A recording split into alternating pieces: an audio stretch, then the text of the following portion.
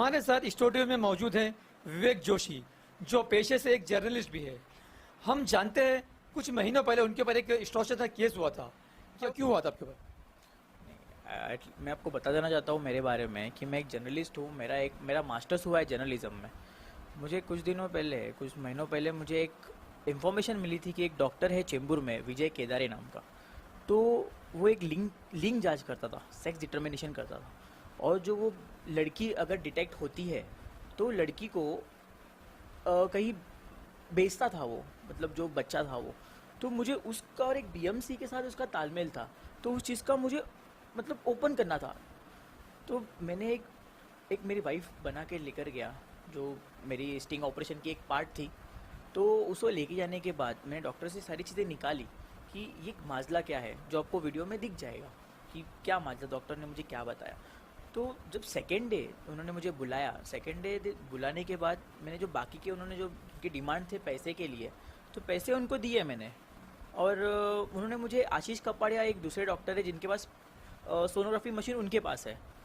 तो वहाँ पे जाने के बाद जो जिसको मैं वाइफ बना के लेकर गया था, तो अनफॉर्चुनेटली उसका जो लिंक था ना वो रेडी नहीं हुआ था, जो कैमरे में रिकॉर्ड है। तो मुझे डॉक्टर ने बोला कि आपको कुछ समय रुकना पड़ेगा क्योंकि इसका लिंक अभी तक तैयार नहीं हुआ है। तो मैं ये टेंशन में था कि मुझे और कितना दिन रुकना पड़ेगा।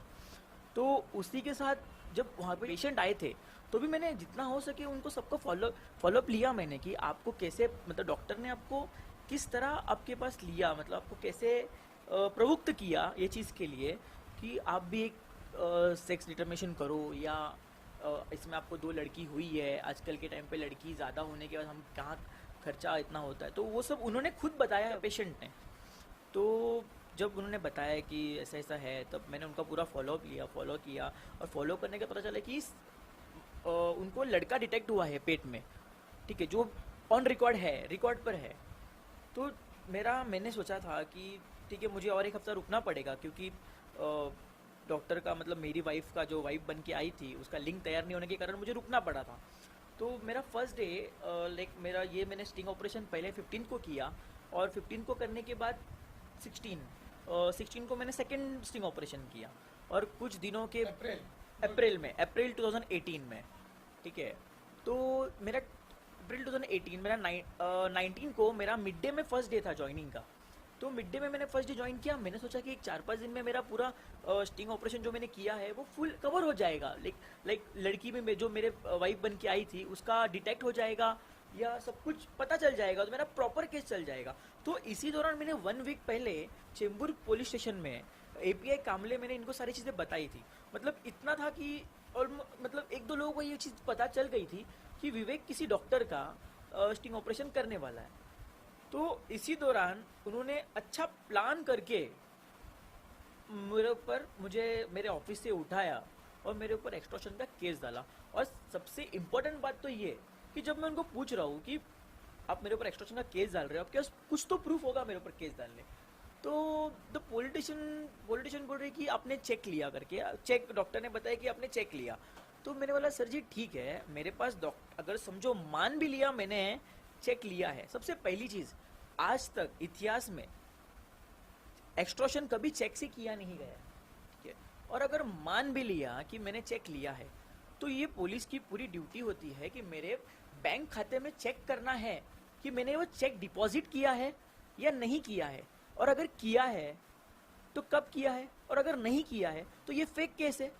अगर डॉक्टर मुझे 8.5 जो चेक मेरे ऊपर दिया, अमाउंट जो मुझे दिया 8.5 लाख का अमाउंट था, तो वो मुझे क्यों दे रहा है? कुछ तो प्रॉब्लम होगा डॉक्टर में, अगर इन केस मुझे दे रहा है तो ये इन्वेस्टिगेशन नहीं करते हुए पुलिस ने मेरे ऊपर एफआईआर तो ले ली। उसके बाद मैं कुछ 12 दिन के बाद जब बाहर आया, और मैंने लगातार डॉक्टर के ऊपर मैंने कंप्लेंट, जो जिम्मेदारी अधिकारी है पुलिस को, हर चीज को, चेंबूर पुलिस स्टेशन, क्योंकि उनके अंडर डॉक्टर का डिस्पेंसरी आता है, मैंने लगातार सारी चीजें कंप्लेंट कर रहा हूँ। जो पीसीपीएनडीटी इनका जो कायदा है वो हिसाब से मैं हर एक चीज कर रहा हूँ। लेकिन अनफॉर्चुनेटली डॉक्टर का बैकअप जो पोजीशन है, उसके जो पहचान है वो इतनी स्ट्रांग है, डेट आज तक उसके ऊपर कोई केस नहीं हुआ। क्योंकि उसके जो पिताजी थे वो कमिश्नर थे, और उसके चाचा कोई है जो डीन थे कोई साइन हॉस्पिटल के पहले, तो उसका बैकअप इतना स्ट्रांग है। और जहाँ पे जो मेन जिम्मेदारी अधिकारी है बीएमसी, तो जो मेन इनके अधिकारी है वो उनकी क्लासमेट है केशकर, पद्मा जी केशकर उनकी क्लासमेट है, तो जिनके कारण ये आज तक सेफ है। तो सारी चीज़ें आपको, बाकी मेरी एडवोकेट है वो सारी चीज़ें आपको बताए, उनका भी आपने बाइट लिया होगा, वो आपको सारी चीज़ें बताएगी कि क्या हुआ क्या नहीं, और आपको सारी चीज़ें वीडियो में दिख जाएंगी। यानी अभी वो डिस्पेंसरी चालू है उनकी क्लिनिक वगैरह या बंद है?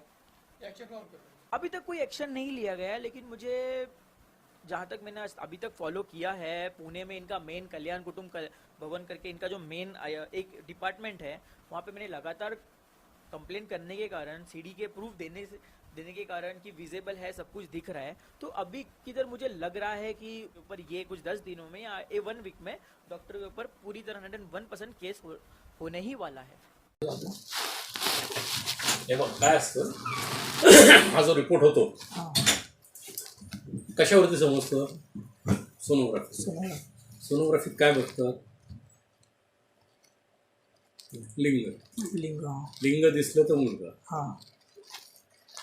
आता 3 महिन्यात लगेच समजत नाही ते. नॉर्मली 3.25 साडेतीन महिने झाले की मग ते क्लिअर दिसतं. सर पण ते समजलं ना, ऑलरेडी आम्ही भरपूर टेन्शनमध्ये सर. आम्हाला 2 मुलगी झाली आहे, घरचे खूप त्रास सांगितलं आहे. ना, समजेल काय प्रॉब्लेम नाही. सर आणि किती खर्च होईल? तिकडे 35. सर 35 खूप होईल सर. हा बोलला काहीतरी कमी बघा, जास्त होईल. करायचं तर करा, नाही तर नका करू. सर थोडंफार तरी कमी करा ना. ही मशीन माझी नाही आहे, मशीन तर दुसऱ्या डॉक्टरांची. सर थोडं काहीतरी कमी करा ना सर. हा बोलला काहीतरी ॲडजस्ट होईल. ते बघू, त्यांना विचारू आपण. बाकी पेशंट 35 घेतात ते. सर काहीतरी थोडंसं वरती खाली करा. अरे मी कुठं त्यांना सांग हे करू, तुझा बसतोच तू भाव कमी कर म्हणून. हां, आपण फक्त थोडी रिक्वेस्ट करू शकतो, पण जर तुझा रिझल्ट जर पॉझिटिव्ह आला हां तर कन्सेशन नाही देत ते. सर तो हां, नेक्स्ट वीकला करू. नेक्स्ट वीकला सर नाही पॉसिबल नाही. काय उद्या नाही सर, मला परत जाऊन परत यायला लागेल. उद्या जर त्यांना नाही उद्या समजलं, चांगलं नाही समजलं, पैसे वेस्ट जातील. चालेल का नाही तुम्हाला? नाही पैसे वेस्ट नाही, डबल पैसे नाही घेणार ते, पण एक ट्राय करूया ना. पण परत तिला बोलवतील मग 10 दिवसांनी. सर एक मिनिट ट्राय करून गेलो ना उद्या. ठीक आहे, उद्या पाठवून द्या ना 12 वाजता. सर चान्सेस आहे ना कारण की 3 माझ्या अंदाजाने 3 महिन्यामध्ये सहसा नाही सांगत ते. चान्स घ्यायचं घ्या, तुम्ही जाऊन बघा. उद्या 12 वाजता इकडे पाठवून दे. हां सिस्टर सर वैशाली. सर जर समजा इन केस नेगेटिव्ह झालं आणि आम्हाला दोन ऑलरेडी मुली आहे, तर नेगेटिव्ह झालं तर होऊन जाईल ना सर थोडंफार. म्हणजे आम्ही इथून काहीतरी कर्ज करून होऊन जाईल, आम्ही घेईल, पण ते ॲबॉर्शन थोडंफार होऊन जाईल ना. ते पण खर्चिक आहे बाबा, कारण ते डॉक्टर नुसतं बघण्याचे 35 घेतात. मुलगा की मुलगी? हम्म. बघण्याचे फक्त 35. मग तुला काय वाटलं? तुम्हाला काय ते वाटतं? काय पॅकेज नसतं. ते करणारे वेगळे. प्रतिमाला ऑलरेडी इकडचं वेगळं. एवढा खर्च होतो, ते नुकसान करायला हवं. इकडचा जो खर्च असतो, पहिला तर तुम्ही फक्त पॉझिटिव्ह check तुम्हाला काय वाटलं की दुर्दैवाने निगेटिव्ह आलं. चेक करून सगळं करणं वगैरे दोन वेगळे. सोनोग्राफी त्यांचं ते वेगळं आहे, माझं हे हॉस्पिटल वेगळं आहे. हे फक्त माझे जे खास, जसं विशाल आहे, हां अजून कुणी ओळखीने कुणी आलं हां तरच आपण पाठवतो, नाहीतर ही रिस्क येणार. आजकालच्या जगामध्ये कोणाला आज जायचं आहे का हे सगळं करून? आणि तो पण जे पैसे घेतो 35, हां ते आपल्याकडनं 35 ठीक आहे, त्याच्याकडे दिल्ली, राजस्थान, हरियाणा पेशंट प्लेननी येतात, 50,000 देतात आणि प्लेननी परत जातात. काय कमी नाही करत ते? त्या माणसाला एवढे ते मी patient बोलतो असतात. सरांशी. चल प्रतिमा, मी बोलतो हा, सरांशी. चालेल. उद्या किती सर वाजता? जर इन केस समजा सर नेगेटिव्ह आलं तर काहीतरी आमचं थोडं कमी होईल ना. इकडचं सर ते बघेल, मी बघेन सरांबरोबर. इकडचं म्हणजे इथं हॉस्पिटल आम्हाला वेगळी फीस द्यायची आहे तुम्हाला, मग पण तुम्ही बोलले ते चेक करतात ना. ते चेक करतात, क्लीन नाही करत ना. ते गायनेकॉलॉजिस्ट नाही बाबा, ते सोनोलॉजी डॉक्टर आहेत. ओके, म्हणजे नेगेटिव्ह झाले ते सांगितलं नेगेटिव्ह तुम्ही क्लीन करणार ना. हो, ते क्लीन होईल ना. बघ एकदा मी काय म्हणतो, तू पहिले तुमचे कॉन्सेप्ट क्लिअर करा. सर नाही काय ते बघ, तुला मी क्लिअर सांगतो. मग आपल्याला एवढा खर्च होईल तो ते मेन म्हणजे तिकडे आपल्याला 35 खर्च आहे, ठीक आहे. समजा निगेटिव्ह आलं दुर्दैवानी, तर आपण त्यांना 2-3 हजार ते परत करतात. नेगेटिव्ह आलं तर. निगेटिव्ह आलं तर म्हणजे एक ठीक आहे, झाला पेशंट नर्वस झाली म्हणून ठीक आहे. इथे निगेटिव्ह असेल तर इथला खर्च 20 येतो साफ करायचा, आणि त्यांच्या निंबा खर्चामध्ये मी करतो. मेन रिस्क तर मी घेतो करायची, कारण पहिले 2 सीझर म्हटले रिस्की असतं. म्हणजे 35 आणि 20 55चा जुगार खेळायचा असेल तर खेळा. सर 20 कशाला? इकडचं फी सरांची. पण काय पण काय सांग मला. ऑलरेडी स्ट्रेस झाले ते खूप. नाही सर, ऑलरेडी एवढं अरे पैसा बा. कसा घेतलाय. हे जे डॉक्टर सोनोग्राफी करणारे ते वेगळे असतात, त्यांचं वेगळा सेटअप आहे, दुसऱ्या ठिकाणी आहे. त्यांच्याकडे माझ्यासारखं नर्सिंग होम नाही. तुला घशाला कोरडं पडलं तर पाणी पिऊ. ते वेगळं असतं आणि इकडचं हे वेगळं. हे फक्त अशा ओळखीमुळे, आता विशाल माझ्या ओळखीचं आहे, त्याच्या ओळखीचे म्हणून तुम्हाला मी तिकडे पाठवतोय करायला. अनोळखी माणसाला आम्ही ओपन करत नाही, आणि कायद्याने पूर्ण हे बँड आहे. बघा काय उद्या सर मी काय म्हणतो, उद्या जर नाही बोललं मग नेक्स्ट वीकमध्ये पैसे परत नाही द्यायला लागणार ना. नाही पेमेंट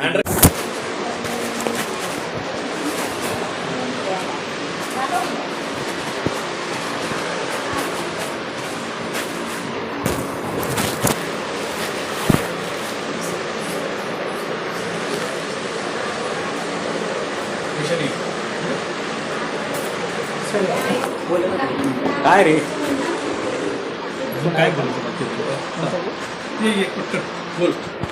सर ते आता 4 हप्त्याने समजणार ना आपल्याला.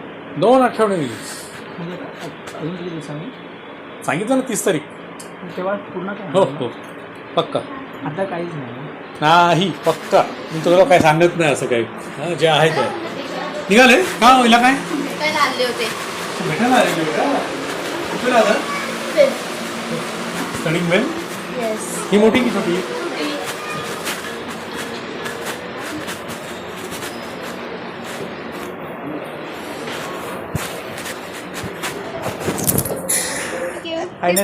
मी लकी आहे तुमच्यासाठी. तुम्ही 30 तारखेला. येणार आहे? 30 तारीखलाच मी येणार आहे. 30 तारखेला येणार आहे हा, तुम्ही? फाईल वगैरे बनवायला. लकी आहे तुम्ही पण. थँक्यू. चलो भगवान की मर्जी, आपको हाँ, भी हाँ? बेटा ही होगा. ते गेले कुठं रे? हां आपको भी बेटा ही होगा. जी थँक्यू. तुम्ही टेन्शन घेऊ नका. हम अभी मौजूद हैं एडवोकेट चित्रा साळुंके मैडम के यहाँ, जो विवेक जोशी का जो केस हैंडल कर रही है. हम जानते हैं इस केस में उनकी क्या प्रतिक्रिया है.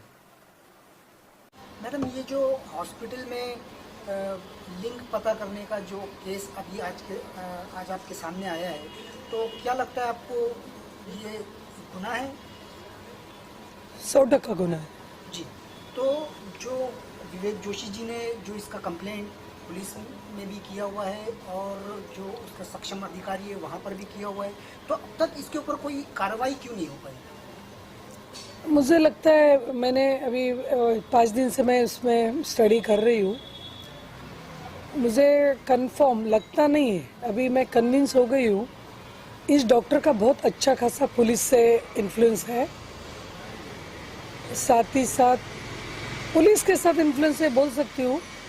बीएमसी से अभी तक मैं कंक्लूजन पे नहीं पहुँची हूँ, क्योंकि बीएमसी के अधिकारी से मेरी आज बात हुई, तो मुझे लग रहा है 1-2 दिन में उस पर कार्रवाई होनी चाहिए. और उन्होंने कहा कि मेरा भी एडवाइस वो चाहते हैं, कार्रवाई करने की उम्मीद दिख रही है. लेकिन पुलिस पूरी तरह से डॉक्टर से मिली है, ये मुझे लग रहा है. तो इस केस को आप कितना सीरियसली लेते हैं और आप इस केस को कहाँ तक ले जाने की इच्छा रखते हैं? मेरे ज़िंदगी में जितनी केसेस मेरे पास आई, बहुत हाई लेवल की केसेस में लड़ चुकी हूँ, जिसमें 11 IPS ऑफिसर की भी केस मैं खुद लड़ चुकी हूँ. मुझे लगता है मेरी ज़िंदगी की सबसे बड़ी केस होगी, क्योंकि लिंग भेद आज 21वीं सेंचुरी में हो रहा है, और उसको लोग, जनरल पब्लिक बहुत आसानी से ले रही है. और इस मुद्दे को बहुत सीरियसली मैं ली हूँ. हाईएस्ट अथॉरिटी जो इंडिया में, that is supreme court of honourable supreme court of India, वहाँ तक इस मैटर को लेके जाऊंगी मैं. तो मैडम, ये इन लोगों ने, डॉक्टरों ने अपना धंधा करके रखा है. डॉक्टरों को लग रहा है कि उन्होंने अपने लिमिटेशन सीमित रखे हुए हैं कि ओ माँ, उसका उनकी फैमिली, उसके पेट में जो बच्चा है उससे उनका कोई वास्ता नहीं है। उन्हें लग रहा है सिर्फ मुझे पैसे मिलने चाहिए और फिर मैं कुछ भी हद तक जा सकता हूँ। जैसे मेट्रोपॉलिटन सिटी में मुझे नहीं लगता अब कि ये पहली वारदात होगी।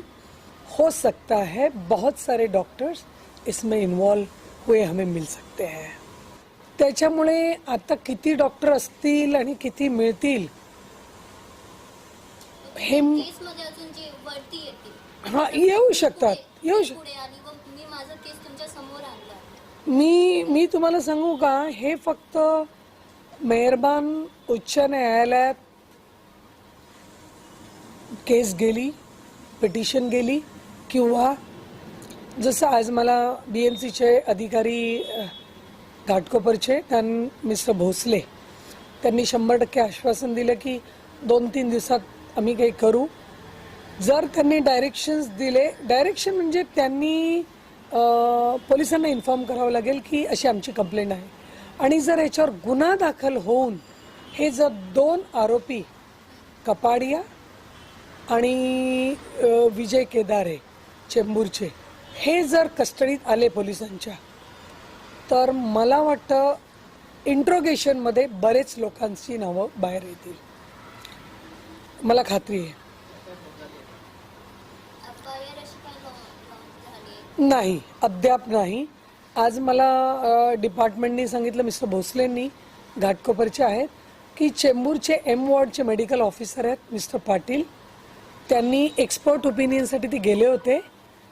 त्याच्यात 2 दिवसाचा वेळ मागितला. त्यांचं असं म्हणणं होतं की ही व्हिडिओ रेकॉर्डिंग आहे, त्याच्यावर FIR करता येतो का, आणि मी त्यांना ठामपणे सांगितलं हो, कारण एक डॉक्टर स्वतः समोरून सांगतोय, आरोपी स्वतः समोरून सांगतोय मी 35,000 रुपये त्या गोष्टीचे घेईल आणि तुम्ही खूप गरीब आहात तर तुम्हाला 1-2 हजार रुपये कमी करून देईन, त्यानंतर त्याचं अबॉर्शन करण्याचं मी करीन स्वतः, त्याच्यात 15-20 हजार रुपये खर्च होतो, हे समोर. आणि व्हिडिओ रेकॉर्डिंग हा अत्यंत सबळ पुरावा मानला जातो आणि त्या रेकॉर्डिंगवरती केस होणं आवश्यक होतं.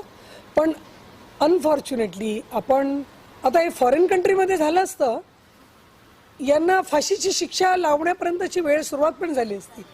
आपली परिस्थिती अशी आहे, आपल्याकडे अशा खतरनाक प्रकारचे पोलीस आहेत, पोलिसांच्या हातात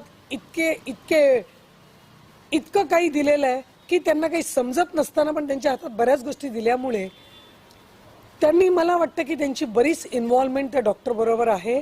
जर आपण काही चेक केलं आता आणि त्याच्यात पण मला वाटतं पोलिसांच्या विरुद्ध बरंच काही मिळू शकतं. पोलीस 100% याच्यात इन्व्हॉल्व आहेत. पोलीस म्हणतात BMC करेल, BMC म्हणते पोलीस करेल, पण अल्टिमेटली BMCने पुढे गेलंय. पण पोलिसांनी यांना चक्क, तक्रारदाराला विवेक जोशी आहेत त्यांना चक्क कळवलं की नाही आम्ही काही करू शकत नाही, म्युन्सिपाल्टी ते सगळं करेल. पण जी रेकॉर्डिंग मी पाहिली आणि माझा जितका अनुभव आहे आजपर्यंतचा कायद्याचा, त्या रेकॉर्डिंगवरती इनिशियली स्टेजला पोलिसांनी FIR घेणं आवश्यक होतं. पोलिसांकडे 3 प्रोव्हिजन आहेत. जर एखाद्या व्यक्तीने खोटा FIR दिला किंवा खोटी पोलिसांना माहिती पुरवली तर A समरी, B समरी आणि C समरी होते. A समरी म्हणजे ती व्यक्ती ओळखता येत नाही, B समरी म्हणजे तक्रारदारांनी खोटी तक्रार केली आहे, आणि C समरी म्हणजे घडले पण ते खरं पण नाही आणि खोटं पण नाही. म्हणजे त्यांच्याकडे चान्स होता तसं करण्याचा, पण त्यांनी FIR दाखल न करता चक्क म्हणजे एका साध्या कागदावर कळवलंय की नाही हे आम्ही करू शकत नाही कारण हे कलम आमच्याकडे येत नाही, असं आहे. अशी परिस्थिती आपली. बरं झालं तुम्ही हा प्रश्न, खूप क्रुशियल क्वेश्चन मला विचारलाय. आणि मी ह्या केसमध्ये हात घालण्यापूर्वी मी बऱ्याच गोष्टींचं इन्फॉर्मेशन घेतलं होतं. त्यातलं मेन इन्फॉर्मेशन जे मला मिळालं आहे, कपाडिया जे आहेत घाटकोपरचे, त्यांच्या ऑफिसचा मेडिकल ऑफिसर्सने सर्च घेतला होता. त्या सर्चमध्ये 3 फॉर्म मिळालेले आहेत आणि ते सध्या त्यांच्या कस्टडीत आहेत. त्या 3 फॉर्ममध्ये त्यांनी असं केलेलं आहे आणि मी आज त्यांच्याशी बोलताना मी त्यांना स्पष्ट सांगितलं की जर 3 फॉर्म तुमच्याकडे आहेत तर ह्या 2 डॉक्टरवरती फक्त मी ॲबॉर्शन केल्याचाच गुन्हा होत नाही. ह्या दोन्ही डॉक्टरने करोडो म्हणजे कमीत कमी 1 लाखभर स्त्रियांचं ॲबॉर्शन केलं असणार. फॉर्म मिळू शकत नाहीत. यांनी एव्हिडन्स पण डिस्ट्रॉय ऑलरेडी केलेले आहेत बरेच. पण जेव्हा कायद्यामध्ये एखाद्या गोष्टीमध्ये चक्क बंदी आहे, त्याचं व्हायलेशन केलंय, मग त्याच्यावर कोण म्हणतं त्याच्यावर गुन्हा होणार नाही. आणि ही चूक कशी नाही आहे. तर ज्या विवेकने तक्रार केली, त्या आरोपीने स्वतः गुन्हा केला. आता कसं आहे की काही गोष्टी मला डिस्क्लोज करता येत नाही, पण मला कधी बोलावं लागतं की एक आरोपी ज्याची स्टिंग ऑपरेशन केलंय तिथे पोलीस सांगतात की त्याने त्याला चेक दिला आणि त्या गरीब मुलावरती एक्स्टॉर्शनची केस झालेली आहे. आता मी असा प्रश्न तुम्हाला प्रेसलाच विचारते, जर एखादी व्यक्ती पुढे येत असेल आणि त्याच्यावर एक्स्टॉर्शनचे जर केसेस होत असतील तर पुढे कोणी आणखी इतर लोक येतील का? ते येणारच नाहीत, यायला दजवणार नाही. आणि त्या मुलाला 8 दिवस तो आत होता. त्याच्यासाठी मी आणखीन एक बरंच काही करणार आहे. कोर्टात मी स्वतः उभी राहीन, त्याचं डिस्चार्ज ॲप्लिकेशन फाईल करेल, कारण ऑलरेडी पोलिसांनी चार्जशीट टाकली आहे. आणि पोलीस काय करतात ते मी जास्त कॅमेऱ्यासमोर बोलत नाही, ते सगळ्यांना माहिती आहे. आणि सगळं माहिती आहे. एक्स्टॉर्शन त्याने जर त्या डॉक्टरने काहीच केलं नव्हतं, त्याने यांना चेक का दिला, हा माझा पहिला प्रश्न. आणि चेक दिलेलाच नाहीये तो, तर त्या बिचाराच्या, आणि जर दिला होता तर त्याने दुसऱ्या 16 तारखेला एप्रिल 2018ला चेक दिला, तर 17 तारखेला त्याने चेक का टाकला नव्हता? कारण तो चेक त्याच्या हातात नव्हता, त्याला दिला नव्हता.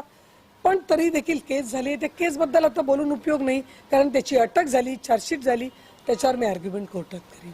Since matter is pending before court, honourable court, so मी तिकडे कोर्टातच पाहिन त्याच्यात काय ते. ठीक है. ये जो केस है, एज पर लॉ ये बहुत ही सीरियस ऑफेंस है. बहुत तो ज्यादा. अब तक आपने ऐसा कोई प्रोविजन किया है कि जिसकी वजह से उनको अटैक हो और पुलिस की कस्टडी में आ जाए और उनका जो लाइसेंस है वो जल्दी से कैंसिल हो जाए? नहीं, ऐसे डायरेक्ट कर नहीं सकते. ये कब हो सकता है? जब एफआईआर दर्ज होगा. एफआईआर दर्ज होने के बाद हो सकता है उन लोग एंटीसिपेटरी बेल को जाएंगे.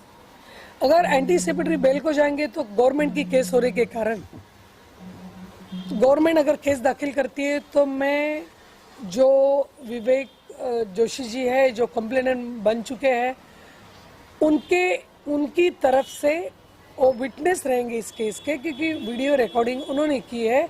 उनकी तरफ से मैं कोर्ट में जाके एंटीसिपेटरी बेल को अपोज करके किसी हाल में उनकी कस्टडी लेने को कहूंगी. क्योंकि जब तक वो कस्टडी में नहीं आते हैं तब तक इसमें कितने डॉक्टर इन्वॉल्व हैं, आज तक कितने हजार लोगों का एबॉर्शन कर चुके हैं, कितने बच्चों को मार चुके हैं.